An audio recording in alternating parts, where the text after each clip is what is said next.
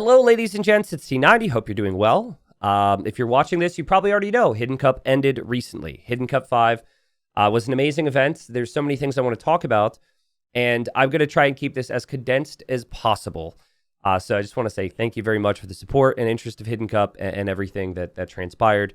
We're going to break it down and dive into everything Hidden Cup 5 related right now. Okay, so starting off, my goal for viewership for Hidden Cup 5 was to break Hidden Cup 4's numbers. Now, I do have this dream of hitting 100K viewers. I typically have a pretty good gauge prior to an event on what's possible. And realistically, guys, I didn't think 100K was going to be possible. I thought it was going to be tough to match or beat Hidden Cup 4's numbers just because Twitch as a whole is dipped way down and gone down. Well, it's kind of gone downhill the last couple of years, but also less people are watching streams now. You know, there's not a global pandemic keeping people inside.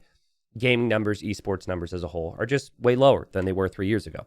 So I wanted to match Hidden Cup 4's numbers. Let's see what Hidden Cup 5 did.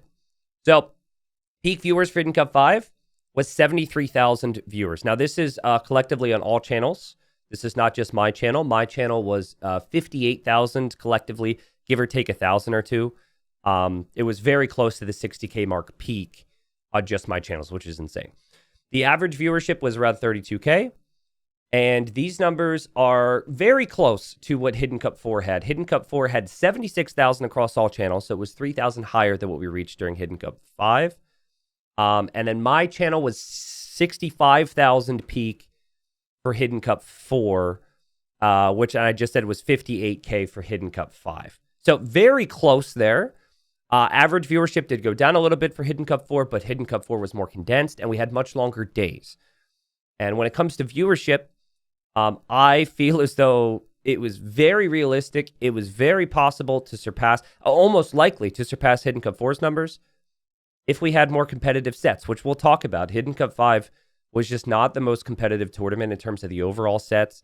There were best of sevens, and very rarely did we see a sixth or seventh game. Some of the games were a bit shorter. The final as well. Again, we'll talk about this. But overall viewership-wise, I'm so happy. Now, there's always that part of me that has that what if games and days would have been longer, but man, to be as close as we were to Hidden Cup 4's metrics, 3.5 years removed from Hidden Cup 4, with all the factors I mentioned having changed, really happy with that. And Twitch did support me the final weekend with a little bit of front page, which was incredible. I didn't expect that. But also YouTube. Live streaming on YouTube. So for those that watched on YouTube, thank you. We went out to 21K viewers for the final day on YouTube, which is just nuts. And like, there's no front page. There's no additional exposure. There's no one knows how YouTube works. I just know that was all people who were interested in the event. It was no BS because in the break between the end of the game and the reveal, everybody stayed, which was sick. So thank you, everybody. Okay, so I wanted to move on and talk about how we did Hidden Cup and what we used for Hidden Cup that was different from other tournaments. Starting with the production. In previous Hidden Cups, I did the spectating, I did the casting, I was changing all the scenes. I was pretty much in control.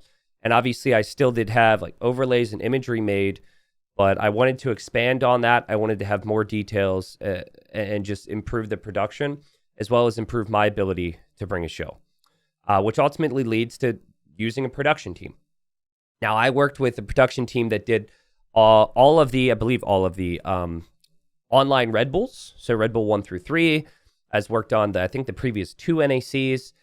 They also worked at one of the in-person Red Bulls. I don't actually know all the events they've done. I know they've done quite a few within the age scene. So I know them. And there was a relationship there, even when I'm casting at these events, that I knew, okay, we can work with these guys. And the production side was a learning curve for me, having never done that before. But I'm going to say it allowed me to do so much that I wouldn't have been able to do otherwise. The way that we integrated different cameras seamlessly, that is a very complicated thing to do when you're just sitting at OBS controlling it yourself. The way I was able to cover certain aspects was great because of the fact that they were controlling different aspects.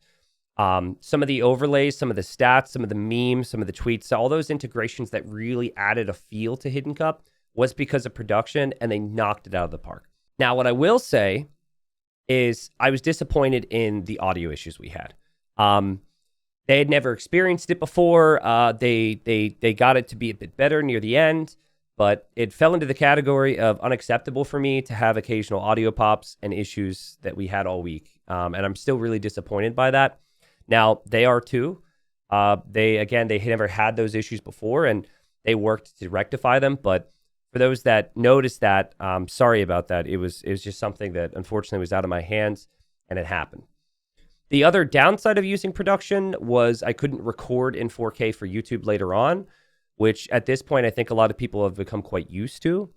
That's something I'm going to have to think on in the future. The production team we actually used are no longer going to be together after this event. So I got to think on some of these things because there was a lot of pros with production. There was a lot of costs with production, and then there's also some downsides. And if I want to do anything I can to mitigate those downsides. So that's kind of my main take on how production went for Hidden Cup 5. Overall, I think it was a big positive. I think it added a lot of professionalism and, again, things to learn from. But let me know your thoughts, of course, on for you as a viewer. Beyond the production side, I went very heavy on edits for this Hidden Cup. I wanted a really cool intro, which I think we nailed. I wanted to have the trophy for the winner, which is real, and the winner will get.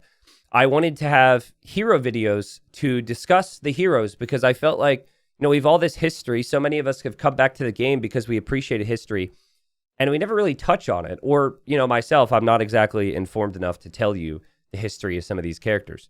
So that's what we did, and I think we knocked it out of the park. I mean, I say we. I did have some multiple calls with Riley. He actually helped me decide on which heroes were best. And so we tried to find the most diverse list of heroes. We had some fun videos, man. And Tiermis and Hardy just absolutely killed it with the edits. I was coming at them nonstop. They would give me a version of it and I'd say, that's great, but this can be better. And it was that type of working relationship over the course of many weeks. And I was really happy. I mean, I can only go off of Twitch chat pretty much, but people loved them. They loved the humor. They loved the info. I love them too. So generally speaking, if I love it, viewers are going to love it. And I thought it was awesome. So I think it was, if there is another Hidden Cup, something that should be a new staple now and needs to stay. So thank you guys for appreciating that. Kind of along the same lines, in the past, we had a lot of showcase videos on player personalities and fun things.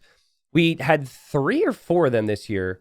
I actually forget. Originally, we were aiming for 6, and I thought the ones that we put out were really fun. It is a bit of an interesting thing. It felt like by the time we showed those videos, because we did one with MBL and one with Doubt, and they were the easiest players to guess, that at that point, we kind of knew they were already out, which maybe makes people feel some kind of way about it. But at the end of the day, it's meant to be fun. And I felt like I didn't want to overload you guys with videos in the early days, because at the end of the day, you're showing up to watch a live stream. So that was kind of the reasoning for it. Those videos take a lot of time. Hardy probably spent full days on those videos because we want them to be unique. We want them to be different. We want them to be to bring a special feel. And I believe they accomplished that. Next topic I want to talk about is the Observer, Mapu. Now, Mapu, like the production team I had worked with in the past on the early Red Bulls, the LAN event at Red Bulls, I think it was all Red Bulls, actually. And there's a bit of an interesting story with him. So basically, I was very anti-Observer at the start at Red Bull number 1. And I was very adamant. I was like, you cannot... There's no world in which it makes sense for the person talking not to be in control. That was kind of how I felt. And believe me, initially, I felt very justified in my feelings when I started working with an Observer. But Mapu improved, and Mapu understood the game and would understand us, and eventually got to the point, which was the most recent Red Bull LAN event, where it just felt flawless. It was wherever my brain was going to go, Mapu was going. Obviously, that means I'm not controlling. I realized the freedom it gave me, and it was really good experience.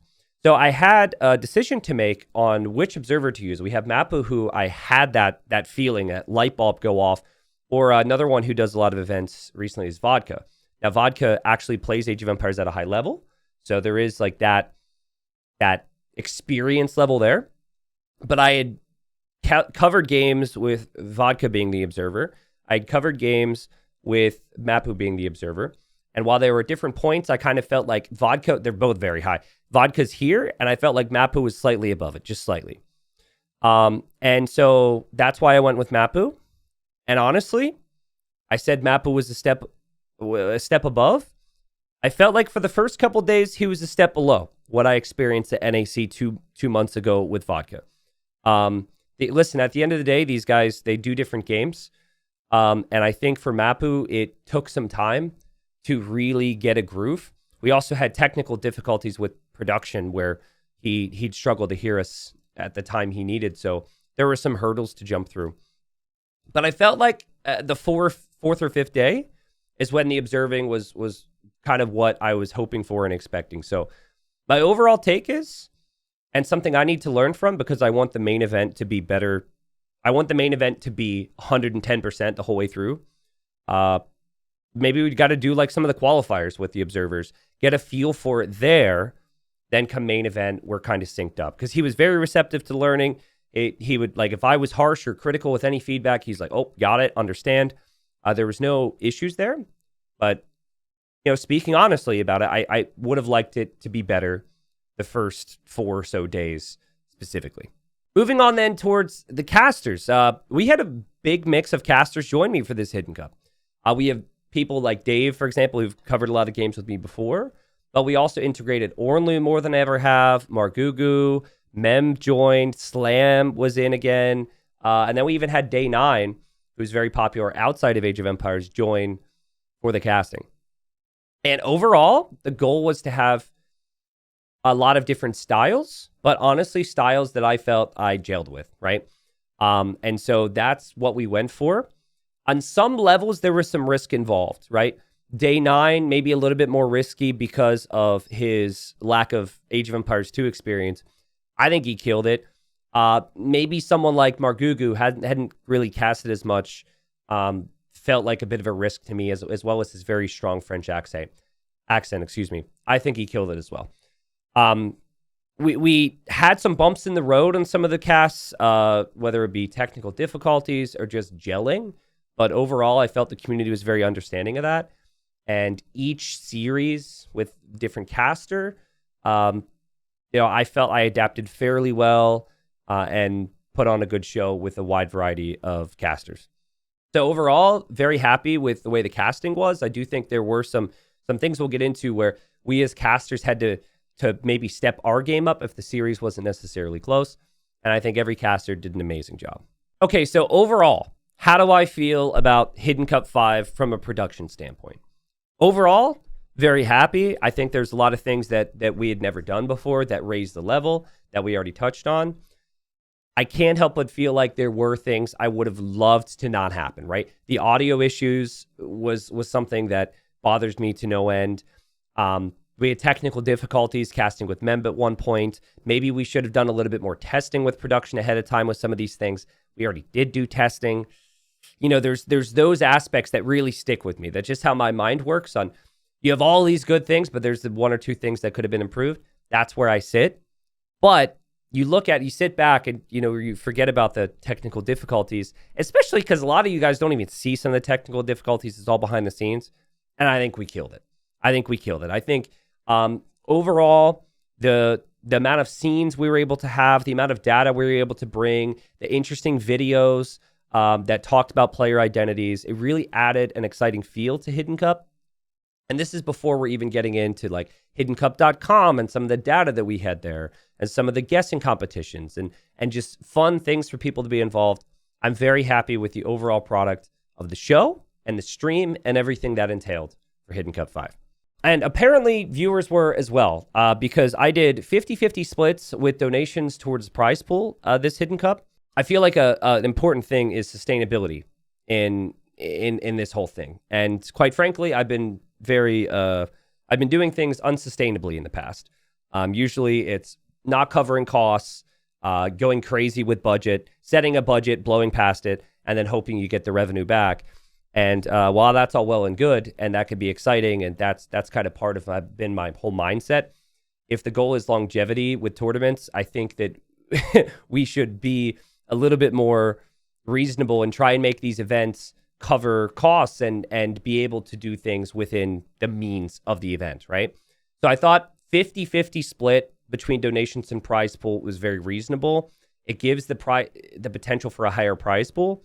And I did not expect the prize pool to get up to 72K. We started at 50K, by the way, for the main event, that is. And so we had $44,000 of donations come in from the community. Now, 20K of that was from an anonymous donor. Thank you again, Mr. Anonymous. But still, that's insane numbers. So many people were just showering the stream with donations. And the messages too of just appreciation and support, and of course the memes was incredible. So to boost the numbers that heavily, to get it up to above 70K was amazing, considering we already had allocated $10,000 towards the qualifier. So again, I just have to say thank you, community. Like, I don't know where this all comes from. I don't know how or why or any of it, but I think like that told me that you guys felt the energy and the production, and you felt everything was great with Hidden Cup 5, which means so much. On the topic of overall support, the sub count on Twitch was crazy. We had quite a few people coming in with new subs throughout the stream as well, which I noticed was a big difference compared to some other events I've run. Usually, like the sub count, I found it's going up because you have a lot of people gifting subs mixed in with some new people here or there. It could just be because I'm still new back on Twitch again, but I felt like I was seeing more new primes than I'd ever seen. Even though in Hidden Cup 4 we had like 25K subs, I got to go back and look at it actually. It really felt like there were just more new people subscribing with Prime. So I don't know what that means, but that is exciting as a streamer to see new people just click the Prime button. It's a free sub, and the sub count getting up to 12,000 was crazy. So loved that. I wasn't expecting the sub count to be as crazy as Hidden Cup 4, because in Hidden Cup 4, I put $1 from every sub to my channel into the prize pool, which I couldn't do this time because subs no longer are based on US dollars, and it could have been dangerous. But, 12,000 subs, all the new primes, there were still tons of people gifting, so many people using the emotes, was just so cool. So very happy with the support that came in on Twitch.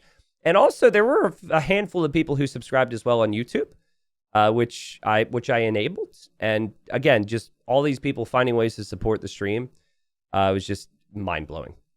Okay, so I wanted to move on now away from the stream stuff and talk about the players themselves, the event itself, and how things played out. So we had 7 invited players for this Hidden Cup, which was a little controversial. The previous Hidden Cup was 3 years prior, so a lot of people were feeling like inviting 7 players from the event 3 years prior didn't make a lot of sense. Basically, we kind of, it was either no Hidden Cup or we do it this way, was kind of the situation we were in as far as formatting is concerned. And so, yeah, we had 9 players qualify, right? Barles, Ganji, Hart, MBL, Mihai, Sebastian, Sato, Tato, and Vinchester. And of this group, I felt like about half we're probably going to have some torny nerves in the main event because it was already a big enough achievement for them to qualify. And the best examples I could see of that personally was you had Ganji look really shaky at times. He was up against Leary. People might consider that a bad matchup, but just in the games, I'm seeing like, oh boy, this is a guy who's freaking out right now. Sebastian a bit as well. Just a little shaky here or there. Maybe Mihai at times, but that is to be expected for these guys, right? And they had really strong opponents. What's interesting is the 7 invited players, they all won in their first round. All of them. Now, they were all set. What? No, that's not true. Sorry, Yo lost. But the majority of the invited players won their first round. So you had ACCM 4-0ing Tato. Tato is a qualifier player. You would have asked everybody ahead of time. You would have said that Tato would have beaten ACCM. ACCM 4-0'd him. You had, like, obviously Viper winning. You had Doubt winning. You had, I guess, Sato Sebastian was a qualifier matchup, but you had Leary winning. Like, so the invited players, my point here is, for the most part, they proved their worth, right? I was a little concerned that, like, if we had, like, someone like Jordan, for example, a Jordan who's not as active right now, or even Leary, like, if we're inviting players who maybe didn't have that top 5 ranking in your mind as a viewer, would that have made the event look worse? And overall, I think I'm not justifying it for the future. I think that there's things that can be done as far as the invited versus qualified situation goes. But to me, it felt like the higher caliber players, for the most part, showed that. Of course, Yo being the exception, but he did lose to Viper, who is pretty damn good at the game. So yeah, in terms of the qualified players versus the invited players, it did feel like the pecking order made a lot of sense for me this Hidden Cup. And I think it was actually MBL and Sato as the 2 players from the qualified players who moved on to the next round. They did play against other qualified players, though, so MBL beating Hart and then Sato beating Sebastian, which still amazing results. Okay, next I wanted to talk about map pool. So map pool is very important to me. It's always been really important in Hidden Cups. But for the qualifier, we had 7 maps when the max or the deciding series is a best of 7. That's not something we've done in the past. Usually you have a ban or 2. And honestly, I would have loved to be able to have like 9 maps for the qualifier, but I didn't have maps that felt right. And I didn't want to force maps in there that didn't fit the theme. It didn't fit the feel of Hidden Cup. It would have, I looked through all the options, it would have felt forced. So we went with the 7 maps in the qualifier, and here's some of the data on it in terms of the play rate, pick rate, etc. But the main event, things were crazy different because we brought in the new maps, and look at what happened here. Evacuation, one of the brand new maps that we spent weeks and like a solid month working nonstop on. Evacuation was played the most. Did not expect that. I mean, I hope and I dream of this world where the players test the new maps in their practice period and they all form these strong opinions and then they all pick it. But I would not normally say that that is what people have done with new maps in the past. There's been a lot of pushback on that idea, and players would ban it and not train on it. Evacuation was played a ton. Hidden Forts was either played or banned, so that one played a big role in the tournament. And then you had a Hidden Cup map, Bay, number 2. Hidden Cup map, Cup, number 4. Hidden Cup map, Mudflow, number 5. Islands, pretty much like Hidden Cup only, if you think about it, because no one else is putting islands in their tourney there. Bypass, like all the maps that are kind of down towards the bottom. Quarry is a Hidden Cup map. That was played very few times. Like Gold Rush Cross. Some of these maps just weren't really played that frequently, and I would have expected some of these maps to be played more. Overall, I feel the map pools, I'm very happy with it. I'm very happy with it. I think we could have maybe had a standard lands map, which was more open than Arabia. It did feel like we lacked some, like maybe some of those games, like a Graveyards or something. But again, I have set this precedent where I want the maps to be new if they're getting added to the map pool. That's kind of my feeling on it. And so maybe if there's a next time, that'll be something I end up doing. I was very happy with the final scripts and all the tweaks we made. We did have some issues during the qualifier and eventually ironed out most of them. Overall, I was very happy with the map pool. I loved Evacuation. I loved Hidden Forts. I think Mudflow was maybe the map of the tournament for some people, and that one delivered, especially during the qualifier with some crazy games. It's a shame we didn't have as many games that really were like mind-blowing on all these maps, but now I think about it, we had like a crazy Evacuation game, a couple crazy Bay games, some crazy Islands, Mudflow Cup. There were some solid games in all these maps. So I'm very happy with what the map pool ended up being. So sticking on the conversation of data, I wanted to talk about Civs. Now, Hidden Cup has a lot of different hybrid maps, so maps that incorporate water. So it doesn't surprise me that when we look at the qualifier and the main event statistics, that Japanese are seen we're seen so frequently. But I'm going to eliminate the qualifier data and just look at the main event. And this is basically what the main event looked. But we've got some interesting Civs here. Malians, Japanese, Italians, Koreans, and Khmer, all top 5 there. Dravidians is even in there. And not necessarily top 5 in terms of play rate, but in terms of pick rate. You also had a lot of civilizations banned. Malay, humans, Mongols, Bohemians, Persians banned out a lot. We did expand the amount of bans for the main event. And that obviously led to some of these Civs just not being seen as much. That's tricky with Civs, right? Because like from my perspective, I don't want player preparation and player strategy to be eliminated as much. But the players felt like more bans would be better because of their feelings on certain Civs. And I wanted the qualifier, I wanted to learn from the qualifier, see what's strong, what are people doing. Malay's the best example. And then have the main event bring a different feel. I think to have the same exact thing in the qualifier and the main event is bad. That was never the plan. I just couldn't be obvious. I couldn't tell anyone the plans for the main event because there were 7 players who were already invited and they could be training and practicing and things like that. So, and that was made clear to them as well, by the way, that they were going to find out. But yeah. So, yeah, I guess like overall, I was very happy with the maps and very happy with the Civ variety. I do feel like I actually do feel like even at this point, some of these maps were a bit unexplored as far as maybe Civ preference goes. So, you know, again, if there's a Hidden Cup 6, maybe we'll see some changes there. Maybe some things will have been labbed out a little bit on, say, like Hidden Forts I could see, or even Bypass we could have seen a little bit more variety. And that kind of leads me to the next thing, which is the competitiveness of Hidden Cup 5, which it was not, at least compared to previous Hidden Cups. The unfortunate thing is, as great as Hidden Cup 5 was in so many ways, it was the least competitive Hidden Cup ever. So going back to Hidden Cup 1, just going by sets that go to the final game, we had 1, 2, 3, 4 sets. No, sorry, I'm getting this wrong. 1, 2, 3 sets go to the final game. Those were best of 5s in that particular Hidden Cup, and 2 sweeps in that format. Hidden Cup 2, you're seeing a couple sweeps on the board here, but you had, you know, this go to the final game, this go to the final game, the final go to the final game. So 3 sets went to the final game. Hidden Cup 3, we had final game, final game, final game, decider, whatever I should be saying here. So there's 4 sets there. Hidden Cup 4, we then had this would go to the final game between Tato and Hera. We had the semifinal between Hera and Viper go to the final game. We had, and I missed, Veleza Doubt go to the final game. So that's 3. Hidden Cup 5, we had 1 series go to the final game. 1. We had a lot of 4-1s. We had a couple 4-0s.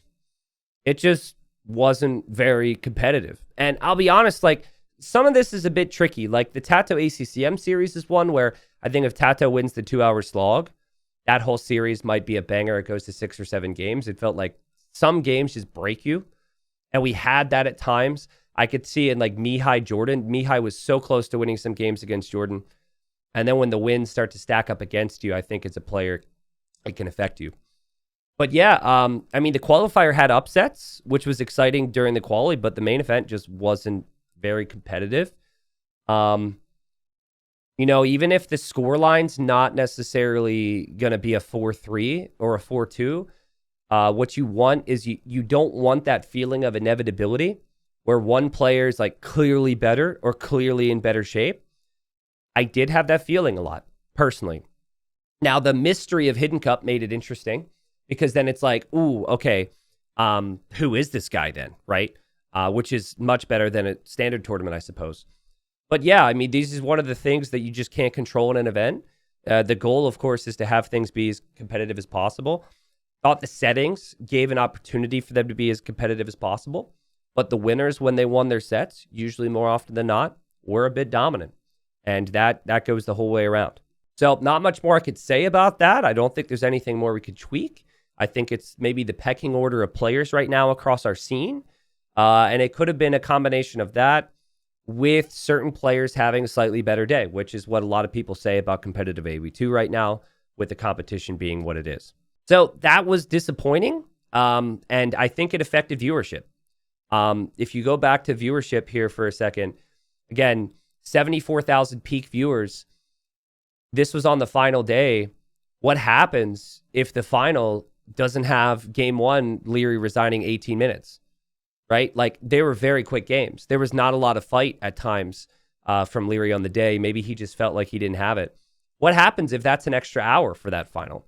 What happens on other days if we have extra hours? I'll tell you what happens. We get more viewers.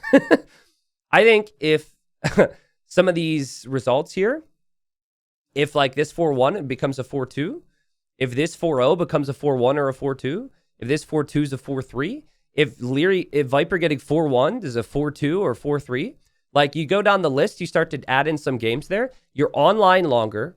More people are getting home from work.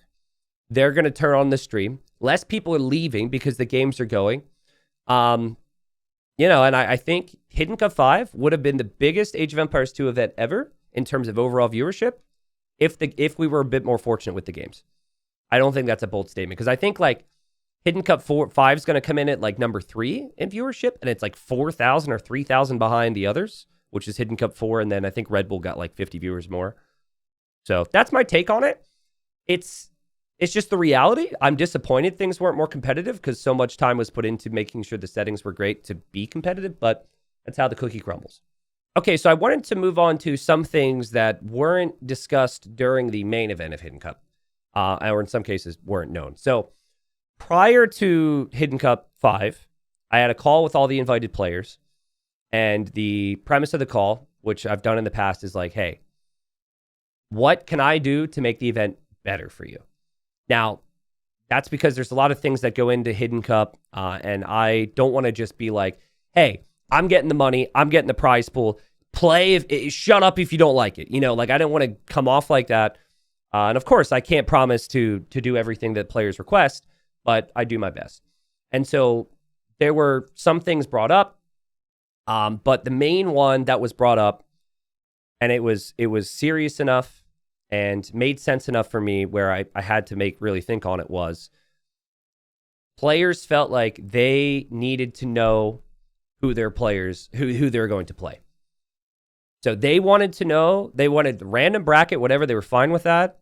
They wanted to know what the bracket looked like. And I was like, no. Like, I didn't say, like, no, screw you. But I was very resistant to that idea. I felt like that would be a bad idea. For a lot of different reasons, which I could maybe get into. But, part of the fun of Hidden Cup is the players not knowing, right? And sure, the players can get clues and the players can get intel on servers or whatever else. But I was like, that's just too much. So I asked, like, okay, tell me why, right? And the main reason was they didn't want to spend their whole time practicing with someone that they had the potential of running into in the first round or second round for that matter, which to me made perfect sense. Imagine like Tato and Doubt training together all week because they're good friends and training partners. And then the random bracket puts them against each other, right? It's like, oh, I should have been training something else. So that one stuck out to me because a big thing about Hidden Cup, as I've made very clear beyond the hidden identities, is I want players to prepare. I want good strategy. I want that all to meet. And I think the potential for people to train with the wrong players, it just added this factor in where, we had to think on what can we do. And so we decided that the players would not know who was who, but the players would know who was on the other side of the bracket, and thus, of course, know who was on their side of the bracket. So they would know their identity, and they would know who they were not going to run into, and thus, obviously, who they could potentially run into, but they would know nothing more. So for the players, it cut the guessing game in half, but what it maintained was the hidden aspect where the players would still not know fully and they'd have to guess, but it like improved their training potential, right? Which was a big deal. Now, I didn't know how to handle this publicly because this is different than all other Hidden Cups before. And the thing you got to realize, and you may know this, is the -1% to 5% on any particular issue with big esports on live stream could be really crazy. And so initially I was like, I could say something early, but then things got moving. There would have been a whole lot of what? And I'd say it, and then like 3 days later, another chunk of people, what? And then it's just, I felt like it would be a never-ending discussion and explanation, and it would take away from the event. So I was like, let me just tell people after that that's what we did, and I'm sure they'll understand. So here's me hoping you understand. Because, like I said, it didn't eliminate the hidden aspect and the random aspect, and it was important to me that players weren't like kind of screwed over by the random bracket on top of, potentially training with someone they're going to run into. So, and the players haven't heard a ton of feedback on that particular issue, but I imagine they appreciate it. And they felt listened to, and they felt like it would make Hidden Cup better for them at least before. Now, what's interesting about that is then the guessing game, because the players, when they guessed this Hidden Cup, should have had much more intel. Like, that cuts it in half in terms of difficulty. And so what I found interesting was we did still have a situation where the hidden aspect played its role. Okay, so I showed this on stream, but these were the guesses from the players after they played. ACCM, that epic 4-0 against Tato, he thought he played me high. Remember, the theory behind Hidden Cup at the very start was that players would perform better if they didn't know who their opponents were, because they wouldn't be mind gaming themselves. And ACCM, he assumed that when he beat Tato 4-0, that he beat me high. That alone right there tells me that ACCM, he felt comfortable, he felt like the favorite, and he played like one. So, I mean, there's other examples here where players still didn't guess correctly, which I think is telling. But, you know, obviously 73% correct guesses. Maybe it would have been like more about 50 or 60% or something if we didn't do what we did with letting the players know. Ultimately, very happy with the decision to do it. I don't have any regrets on it. Obviously, in the future, you guys, if we do this again, you'll know from the start, and that's the situation there. Okay, next thing to touch on is the hidden game. So, obviously, the way Hidden Cup works is these games are played ahead of time, and they are all played privately, and they're given to my 2 admins who collect all the games, prepare the games, and then get them prepared for Hidden Cup casting. By the time we covered game 1 between Vasco and Pachacuti, the first 2 rounds were already played, right? I don't hear anything about that. I don't deal with that because I need to be unspoilered, right? And if there's any issues or whatever, I trust my team to take care of it. This series was a 4-1 on stream, right? And what happened was I'm casting, you know, as live as can be. And the game 5 ends, which puts Vasco up 4-1. We see the GG's, good luck next, everything. It's 4-1, right? So that happens. And I'm immediately shifting my focus away from that series onto the next run of show. This is our first day. I'm working with production. There's a lot going on. And I look over at our run of show. And typically this is what's happening next. I inform them this is what we're going to do, however that may go. And there I see an @T90. It is lit up on Discord, and it is from Robo. And Robo says, basically, there's been a mistake, and we missed a game. And so I found out live while on camera in front of 25,000 people that the order that they sent the recs, or they missed the rec or something, I didn't know the details then, was missed. And Robo's like, what do we do? Ultimately, my decision at that point, and I made the decision, well, we know the series ended. Like, we know that Vasco won. We can't just, if I say we missed a game, that's freaking horrible. If we, you know, I'm trying to go through all the ideas, basically, and obviously it was break time anyways, so I'm like, we go to break. So we went to break, and later on after the day, we talked about it, and I was like, listen, this is a monumental fuck up. This is horrible. And people have a right to be upset about it. I was upset about it. However upset anyone was on this topic, by the way, on Reddit, AOE Zone, guarantee you I was 5 times more upset. So don't even, don't even spin a story that this didn't bother me, okay? Especially when we already talked about how we wanted more competitive games. But yeah, listen, obviously on the day when I found out, I didn't know ahead of time. Had I known ahead of time, maybe we wouldn't have been an issue. We would have fixed it. In the moment when I'm live on camera, I think it was correct for me to not say anything. Ultimately, I had the decision, do I come in the next day at the very start and just address it and say, hey, this happened, and then move on? Or do I not say anything and say it after Hidden Cup? And obviously, I chose option 2. And I chose option 2 because lots of live viewers, even if the majority of the people are understanding, but if you have lots of live viewers, I'm experienced enough to know there are going to be people. My camera's lagging. There are going to be people who latch on to something negative and freak the hell out just to get excited about something. And I just didn't want that. And I hope you guys understand that I just felt like it didn't add anything. It didn't add any value to bring it up, or it didn't add a ton of value to bring it up. And I thought I could just address it now. So basically what happened was, by the way, Barrels, so the players, they both send their recs and they label them. And Barrels labeled 2 of them as game 5. So instead of a game 6, he made game 5 and game 5. And the admins didn't do their due diligence and check all the recs. They assumed that the recs would be fine. And they shouldn't have assumed. They shouldn't have assumed at all. They should have looked through it. They know this. And it doesn't need to be discussed anymore with them because, believe me, they get it. And they felt horrible. But it happened. Barrels and Hera, by the way, they weren't upset about it at all. They were like, oh, it's all good. We understand. It's screwed up. Not a problem. Barrels, I saw some narratives on AoE Zone. I'm trying to hold down Barrels. Dude, Barrels didn't care. Barrels apologized to me. He's like, dude, I'm sorry I labeled the Rex wrong. That's my bad. So it happened, and we move on from it. But obviously an unfortunate thing that I'd never want to happen again. All right, and moving on to the final issue / potential drama topic. In the semifinals between Viper and Leary, there was an issue where they played on the wrong version of a map, and it had to be replayed.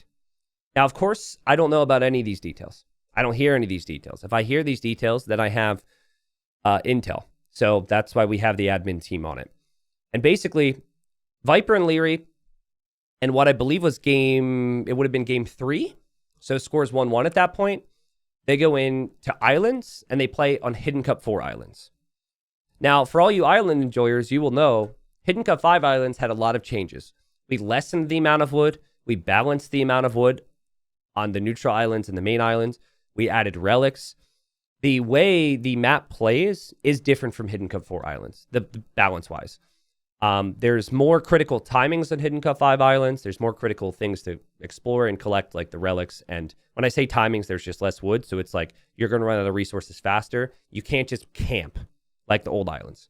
And neither of these players realized it in the lobby, which was which was played privately, by the way. So basically, that's the other thing, too. These guys played, so there's both semifinals. I gave the players the option. We could play them live. Hera ACCM was live. Viper Leary didn't want to wait. As far as I know, anyways. They didn't want to wait and play a couple hours later live. They would have preferred to just play privately as Rex. Which means if they don't choose the right map and we don't have spectators and the admins can't spectate, that if they don't choose the right map and they don't realize it, this situation happens, which is what happened. They played for like 30 or 40 minutes on the wrong map. Then one player realizes, they have a discussion. And my admins had a tough decision to make because it's like, this map is different. There's different timing elements. And from what they could see and from what they knew, the game was very even at that point, and no particular player necessarily had a large advantage. This is what I was told, of course. So, you know, I heard Viper talk about it. Viper felt like he was going to win that game. Makes sense. He would have faith in the Dravidians. And then the game was replayed, and we obviously casted that game, not knowing the details. They played on the correct version of the map, and then Leary won. And it is possible, you know, maybe it's Viper losing the series. He looks back at that and says, that could have been a win for me. Then maybe things go slightly differently in any of these other games, and then it's a closer series. I don't think that broke the series for Viper. I think Leary was better on the day, but it sucks. So it happened. And the question is, what do I do there, right? And the answer is we have all players streaming their POV on Discord, which means they have to be in separate Discord rooms. They have to stream their screen. We have to have admins sitting in there. We have to expand the whole thing, which players will be very resistant to, understandably. And so we have decisions to make. Now, I think we don't know exactly how it happened. They either selected Hidden Cup 4's map, which is what I believe happened, because when they copied their mods from their mate. Okay, so basically I'm going on for too long here. But when the players go onto their new account, right, they're told to copy their mods over to their hidden account. And I'm guessing one of them didn't unsubscribe from Hidden Cup 4 maps. They both played in Hidden Cup 4. And so when they went to pick it, it was there. Could have been a bug where it somehow defaulted, but I don't see how it defaults to Hidden Cup 4 without them having Hidden Cup 4. It's just a screw up. And it sucks. So yeah, another thing that's kind of out of our control. And so an unfortunate thing that happened during Hidden Cup 5. We'll have to think on what more we can do, if anything, in the future on that. It may just be one of those things that where, again, it happens, but we'll see. I'll have to think on that. Okay, so those were kind of the negative things as far as the ongoings through the event with the players. Overall, the feedback from players was really good. People enjoyed the experiences. I have had no negative feedback come my way, and there's been a little bit of positive feedback here or there, so that's enough for me. So the next thing I wanted to move on to was talk about sponsors, because this is the first time I ever had sponsors for an event, like an official sponsor beyond Microsoft. So I want to talk about, were the sponsors happy? Microsoft got a message, said, great event, congratulations. I think they're happy. The event hit big viewership. They'll understand that, COVID numbers were tricky to hit again, and we almost did it. Some of these other factors as well. I don't know if they think about it, but Hidden Cup 5 did really well. I think they're satisfied. Red Bull, bit of an interesting one. They weren't initially going to be a sponsor, and then I got a message while they were watching the qualifier on vacation, and I just said, you know what? We've got costs to cover, man. Maybe I should ask. And I asked, and they were like, yeah, we found some money in a drawer somewhere. So they supported to a degree, and all they wanted was for that fridge to be behind me, which I've still got behind me, and they sent me a whole bunch of Red Bull, and it was really cool. I appreciate that. Like, the fact that there's, like, no asks, no plugs. They didn't want me to do anything except have that sit back there. Obviously, kind of a dream scenario for a streamer, I imagine. They were very happy. The big one, though, was Surfshark. This was the first time I had, like, an official sponsor, and I did ad plugs. After 10 years, I did 2 ad plugs on YouTube videos, which people didn't seem to have much of an issue with. People seemed to either just not talk about it or at least appreciate how we did the ad integrations. And I did ad integrations on the show. And, the reason I did it, guys, obviously to help cover costs and bump up the prize pool and all that. But the big reason is because, and this is a wider conversation, eventually we're not going to get the money we're getting from Microsoft. I'm hoping that's not for a long time, but eventually it's going to happen. We need to build up relationships with good sponsors, show them our value. We get lots of viewership. We have an older audience who understands. And so, yeah, that's why I wanted to do it. And Surfshark had sponsored NAC, so I reached out to them. I was like, hey, do you want to sponsor Hidden Cup? They were all in on it. They were really positive. We talked through, like, there were some things they wanted that I didn't want, and I wanted that they didn't want. We found a middle ground, and they supported the event in a massive way. So overall, from, like, how we integrated the sponsorships, I was very happy. I felt like the viewership appreciated the ads and understood the situation. I didn't feel that negativity that I was worried about because I don't do a lot of ad plugs. Surfshark was apparently underwhelmed with the support that their brand received during the event. Now, I don't know, like, really specifically what metrics they look for, but it was voiced to me that I think they were expecting a little bit more average viewership because of what I quoted them. As I explained, I think if the sets were more competitive this Hidden Cup, the average viewership goes up, and thus there's more eyeballs on the brand, and then I'm a little bit closer. Actually, I've surpassed what I quoted them. We were very close to that.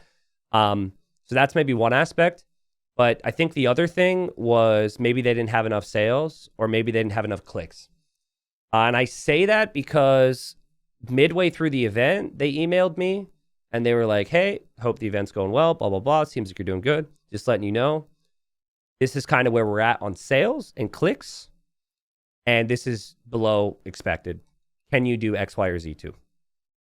And so if you watch the show, you'll remember at a certain point I was a little bit more direct, and I was basically like, click the freaking link, right? I didn't say it that way, but that's basically what my message was, because we want... Again, what I said was, like, even if you're not going to via VPN right now, at least look at it and see the details, because if the brand sees that people are at least receptive to it, they're less likely to leave, and they're more likely to stick around. So there was an uptick in response after that from what I've heard from Surfshark. And overall, I would say, again, just in my brief discussions with them, I would say they were maybe expecting here and it was down here. It wasn't like bottom of the barrel. It wasn't horrible, but they were maybe expecting a little bit more. And they asked me why that is. And I'm not really sure. I think there's a couple things. Firstly, I think people, as far as VPN sponsorships, I think people have heard about them all by now. So I think everyone who might have a VPN, maybe I shouldn't say this, but I think people who have a VPN maybe already have one. I'm completely uneducated. I could be wrong. The second thing, which I think is a big thing, was 2 months ago, we had NAC sponsored by Surfshark 2. So like, let's say 100 people bought Surfshark because of NAC.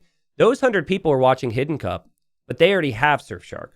So I think maybe the proximity from one event to the next was a problem, which, again, I don't know, but that's part of it. Surfshark seemed to think that the lack of in-person, like genuineness hurt the amount of clicks and receptiveness to their brand. I'm not sure about that. I think that maybe we made the ads too fun, and I'm curious on your thoughts there. Like, I didn't want viewers to be annoyed by the ads and leave. But at the same time, the ads were so well integrated and so fun and so silly that people were just like, woohoo, this is fun. And they're watching the show and they didn't realize, oh, sponsor. Click the link below. Like, maybe I need to be better there. Maybe I think I could keep it fun and I could be more direct like I was the last couple of days. I think that's a good mix, but I got to think on that. So overall, Surfshark wasn't like completely mind blown by the support that it got from the community and from Hidden Cup, which I'm not pleased about, and maybe some learning opportunities there, and hopefully they'll be interested in the conversation come next time. I think it's important for me to tell you guys that, so you get that if you want sponsors to stick around too, and then important for me to learn what I could do differently, etc. On the topic of ads and what I can do differently, the alternative to taking sponsors, again, going maybe too in-depth here, is don't take any sponsors and just use the platform I'm streaming on and run ads. Now, I don't know what that would have come out to money-wise if I did the 3 minutes of ad per hour on Twitch, but I do know the two things.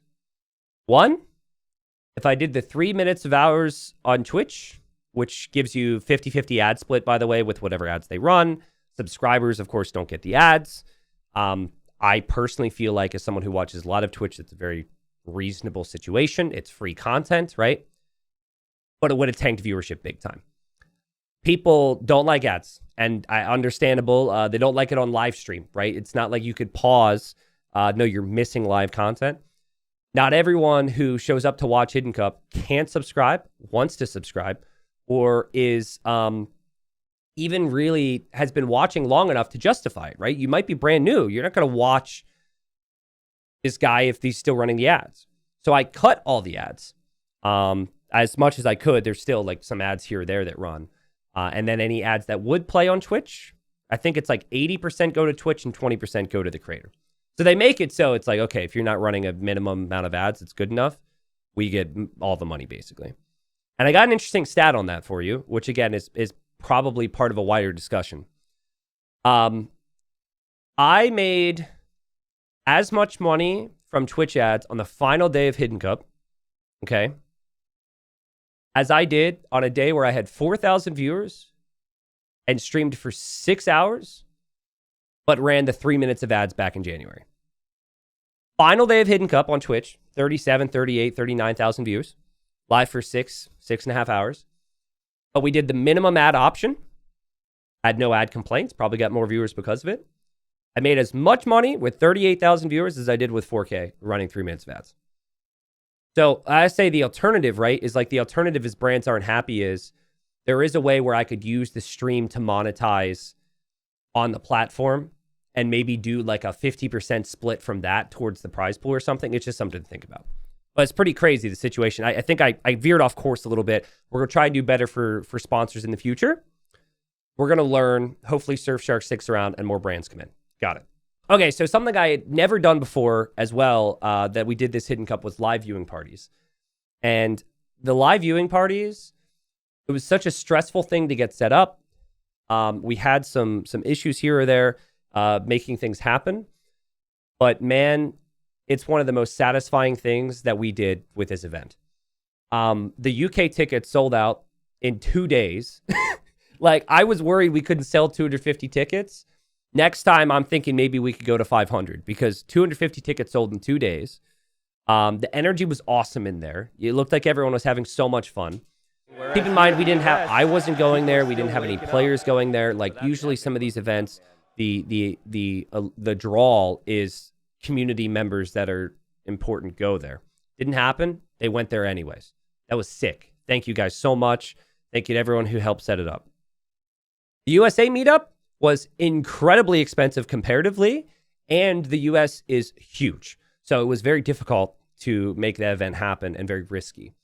And so we made the event happen, and I was just so blown away with the support and the love, man. People chanting my name, people waiting in line to talk to me and see me and take photos. So many fun stories. We had people come from Germany for it. We had people come from Canada for it. There was a family. There was a father with his 2 sons. The one was like 12. The other one was 10. And the 12-year-old is a big fan of mine, is like 1100 ELO, watches lots of games. And they were in Disney World on a vacation, found out it was happening, drove 3 hours over. It was so sweet, dude. It was funny. He was totally fanboying me, right? But his brother probably doesn't watch it all, didn't give a crap. He's like, why are we here? Why are we not at Disney World? It was so funny. So there was just so many people I got to interact with and meet. I felt so appreciated, man. So seriously, I cannot, how do I say this? Okay, so you get so used to like looking at numbers or reading a forum post or, blah, blah, blah, blah, blah in this business. And I've gotten a pretty decent thick skin for it these days, but it still can get to you at times, and you could still only think of the negative when you shouldn't. Dude, meeting people in person, being appreciated like that, it could bring me to tears right now, man. And it really just made all the, like, I swear, this week I've looked at negative stuff, people talking afterwards, and it doesn't have near as much an effect on me because I got to see hundreds of people in person come up to me and be like, dude, this is the effect you have on me. This is how much we like this content. Thank you for this community. So it was so good. It was so fulfilling. Now, to those that went to the US meetup, I learned some lessons there. There was a bit of an over-promising when it comes and under-delivering situation. So we ended up sorting out some of the food problems we had. And I think the alcohol, from what I know, people weren't eating or drinking that much, and they still continually ran out, which is a pain in the ass. I'm pissed about it. But I've spoken to the venue about it. I've got a plan for the future. It should be less cost for me. And hopefully we could do something like that again. And so I think I'll leave it at that for now. We will have a video on the live viewing party so you can kind of see how these experiences were if you're a viewer who didn't go to one. But the live viewing parties were hugely influential in my feeling of happiness and satisfaction with the event and where I'm at right now. Honestly, I needed it. So thank you guys. So I touched on it at the end of Hidden Cup a bit, and why I was so emotional. And I am always emotional at the end of these events because it's such a crazy, crazy moment. But, I looked at Hidden Cup 5 as running it as if it was my last event ever with no plans for the future. And I really gave it my all. And it felt like everyone rallied around me, and the event was incredible. And it was a big stepping stone moment for me where I no longer felt like I had to prove myself because I went to Facebook, honestly, is what it came down to. Because I always loved the game. I've loved the game. I love this community. I love what I do. And your hope is that your energy and your creativity and whatever it may be speaks for itself. But there was a conflicting moment of character when I went to Facebook for many people, where it was like the guy that we hear, the person that we see, there's this feeling of he would never do that. He would never abandon us. How dare he? He's a greedy guy. When in reality, it was just kind of a no-brainer. And the first time in my career, really, where like the thing that was maybe better for viewers or best for viewers wasn't best for me, right? I thought long-term on it. I had to be responsible. I know it's boring, but like I knew those 2 years would have an effect on my future as a person, but with content, right? And so that's why I took the deal. But basically when I took the deal, I was like, all right, we've already been going. I already was like real low on gas in my tank.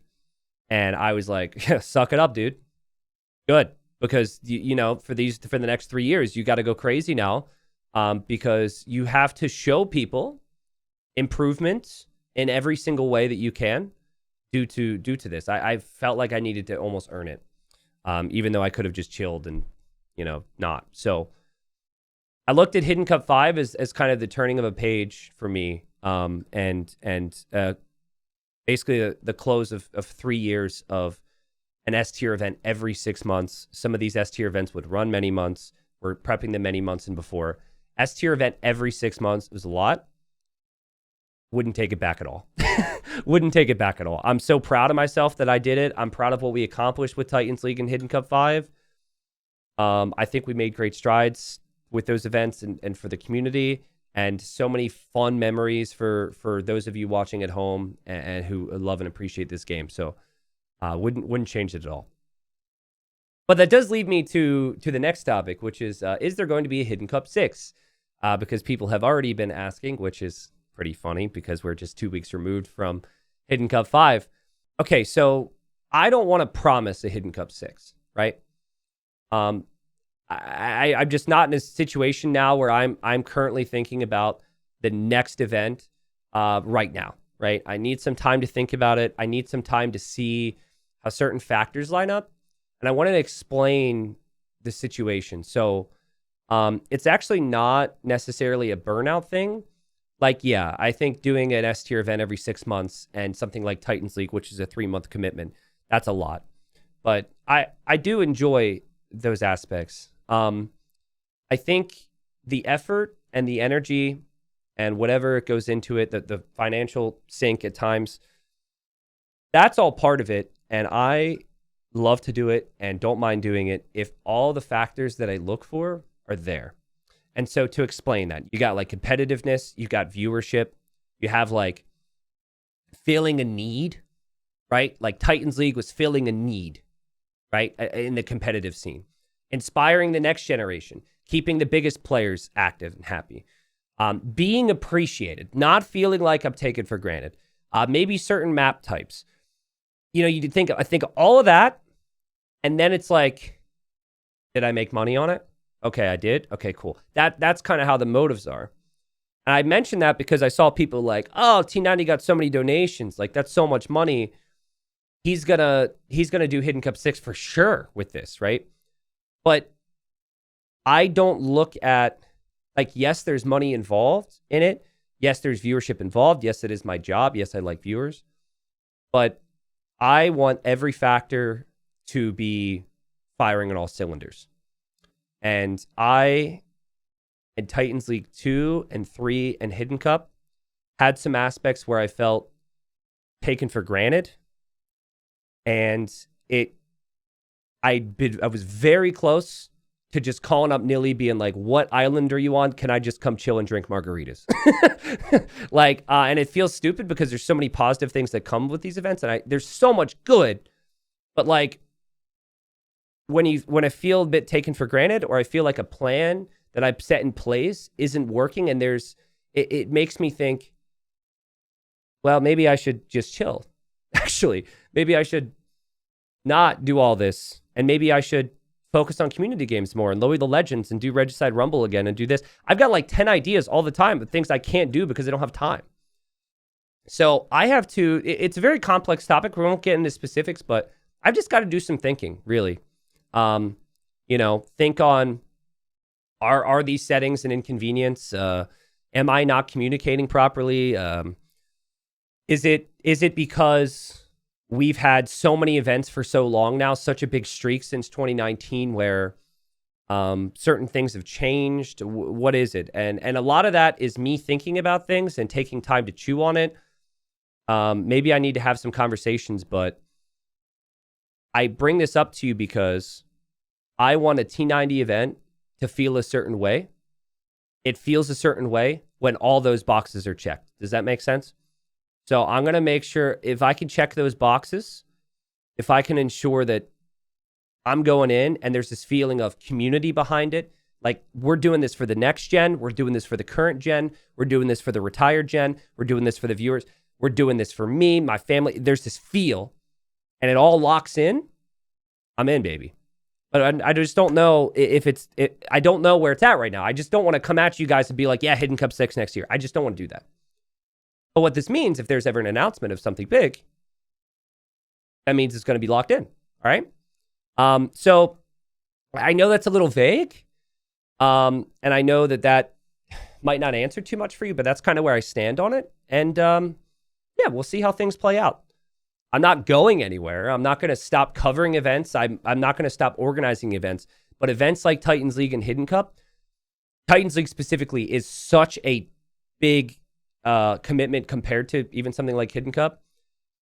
I want everyone involved in it to really feel, hyped about it and interested in it. And I want it to be right.